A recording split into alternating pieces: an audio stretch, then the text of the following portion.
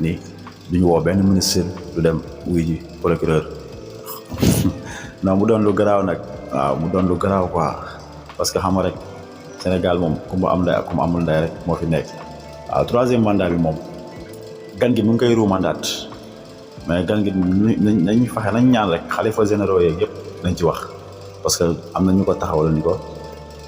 ñaar nga soxla woo 20 dañuy dindi 0 bi def 2 bi waaw ñu nekk suñuy sëriñ ñu nekk ñu jox cër ñu nekk suñuy xalifa ñu nekk suñuy responsable ci wàllu diine ji kon nag nañ fexe ba ñu artu Macky Sall parce que Macky Sall képp ku ko poussé pour mu def troisième mandat intérêt Sénégal intéressé wu la waaw parce que intérêt Sénégal mooy Macky Sall mu wàcc bàyyi Sénégalais yi comme que deuxième mandat am jeex na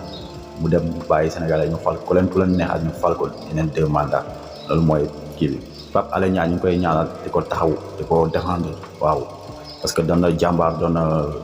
ku liggéey doon na patriote bëgg réewam doon na kuy képp kuy jalgati rek bokk na si nga xam ne da leen di dénoncé bokk na ñu feeñal ay ñu bari ba si Macky Sall mii Pape Alé Niang may na ko fi bës waaw ba tey jii mu nekk président tey muy def naka su dul noonu Pape Alé Niang di ko dénoncé ñu jël ko di ko teg yenn conditions yi li ñuy waxate rek ku ma am ndey ku ma amul ndey parce que Macky Sall ay sàcckat rek ñoo ko moom sàcckat la ñu koy wër ay sàcc lañ moo tax ñoom ndëg la kii couvrir léegi nag ñi nga xam ne ñooy dénoncé sàcc yi ñu nekk si wetam ak ñi dul def naka su dul ñi def naka su dul noonu nekk si wetam ñooñu à chaque fois day fexe ñu leen faagagale